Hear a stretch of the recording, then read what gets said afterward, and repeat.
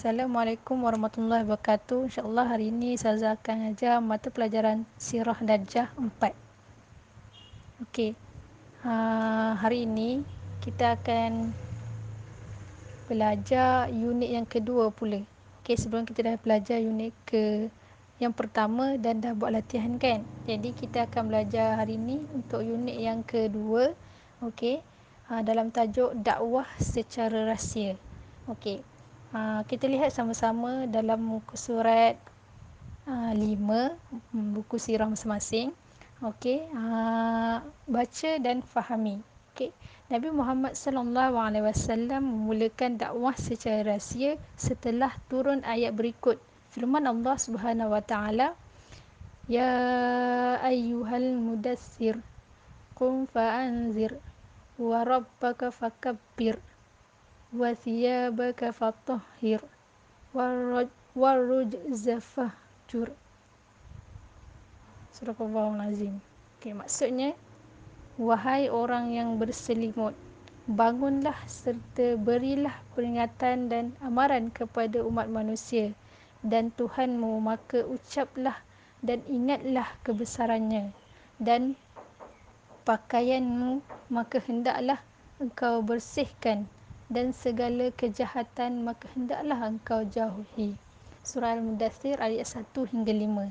Okey, Allah telah berfirman kepada Nabi Muhammad sallallahu alaihi wasallam dalam surah Al-Mudaththir ni supaya baginda pergi berhijrah. Okey, baginda pergi menyampaikan wahyu yang telah disampaikan oleh malaikat Jibril kepada baginda. Okey. Okey, tengok muka surat 6.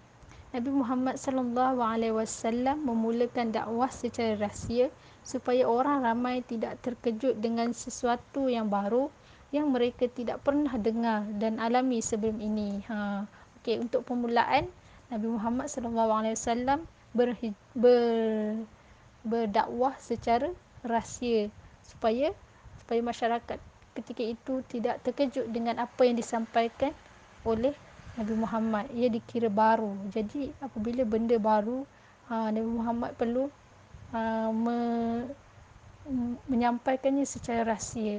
Antara orang-orang yang baginda sampaikan adalah orang yang terdekat seperti isteri baginda, sahabat-sahabat yang dekat dengan baginda, seperti Abu Bakar As-Siddiq. Okey, kita lihat unit 3, muka surat yang ke-7. Okey, orang yang mula-mula beriman. Okey.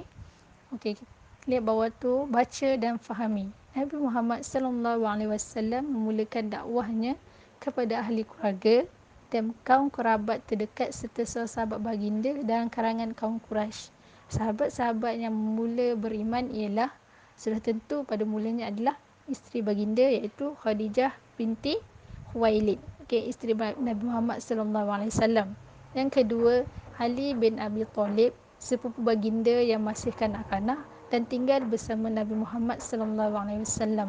Ummu Aiman, pengasuh Nabi Muhammad sallallahu alaihi wasallam. Zaid bin Harithah, hamba yang dibebaskan oleh Rasulullah sallallahu alaihi wasallam dan dijadikan anak angkat. Abu Bakar bin Abi Quhafah, teman rapat Rasulullah sallallahu alaihi wasallam. Uthman bin Affan, Al-Zubair bin Awam, Abdul Rahman bin Auf, Talhah bin Ubaidillah, Sa'id bin Abi Waqqas. Okey, nama tersebut adalah antara orang yang diseru dan diajak oleh Abu Bakar memeluk Islam. Okey.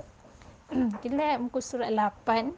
Nabi Muhammad sallallahu alaihi wasallam berdakwah secara rahsia selama 3 tahun. Okey, baginda memilih rumah Al-Arqam bin Abi Arqam bagi menjalankan dakwahnya. Okey. Dianggarkan seramai 40 orang telah beriman pada peringkat ini. Okey. Tak ramai, tetapi dalam tempoh tersebut 3 tahun 40 orang adalah jumlah yang sangat sedikit, tetapi baginda tidak berputus asa. Baginda akan terus berdakwah dalam kalangan orang Quraisy di situ. Okey. Oke, itu saja. Sekian, terima kasih. Assalamualaikum warahmatullahi wabarakatuh.